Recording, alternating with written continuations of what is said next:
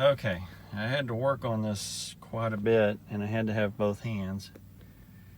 But what I found the secret to be is to use this part here and pull up, putting emphasis on these back two pieces first. If you can get this clip out and this friction clip loose, these two up here are much easier. And this is an aftermarket device that you may or may not have on yours.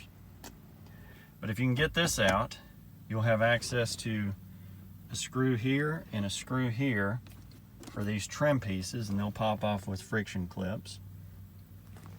And you'll also have availability for screws here, here, 2 on the sides here, 3 here to break all this part loose.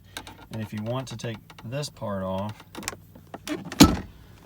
you need to take this off to access the bolts here.